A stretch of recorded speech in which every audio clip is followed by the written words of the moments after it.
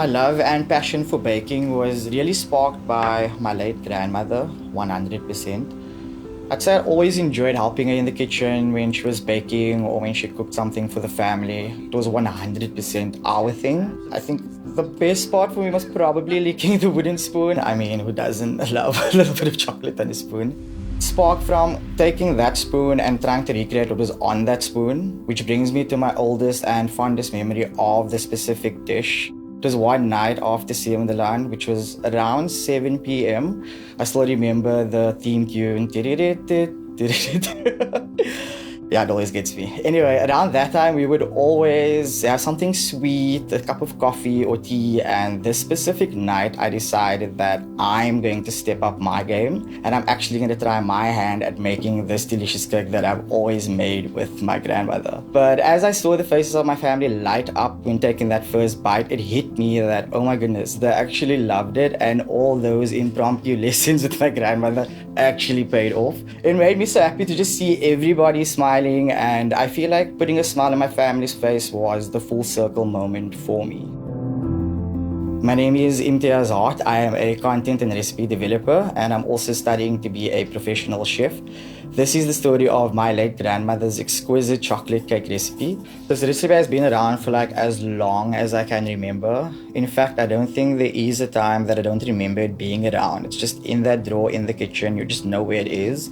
I remember it being yellowish with like chocolate, oil, flour all over it, and my grandmother rewrote it for the sole purpose that we could keep it clean, but it has more chocolate on it right now, so I suppose in 10 more years I'll have to rewrite it again. What I love about this specific dish is that it's so inclusively economical and it doesn't require many ingredients. I mean, it's a sponge, so you can add any toppings, you can make it vegan since it doesn't have any eggs. So all of the vegans out there, as well as my personal vegan friends, I always make this cake so that everybody around the table can enjoy it, nobody's left out. And it's one thing that I think my grandmother always wanted as well, because we always have that memory of us being around the table. It's really hard for me to explain to people the profound effect that certain people have in your life. And for me, my grandmother was everything and will still mean everything to me. And the fact that I have this recipe that I can pass down to my family members one day, or my future kin, is just full circle for me as well. I'm just proud that I'm able to pursue my dream of cooking, and I know that she would be proud of me.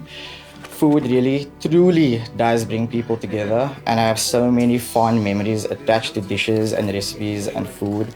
It brings so much nostalgia and just so much love.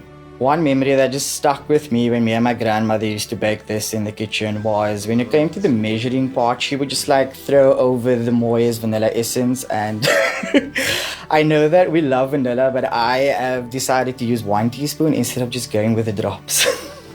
I feel like as South Africans as well, we want to have that presence of Ubuntu, and cooking and baking generally brings that about. And more than anything, I just want to bring a smile to people's faces when I'm baking, like I did those many years ago with my family after we watched Seven the Land.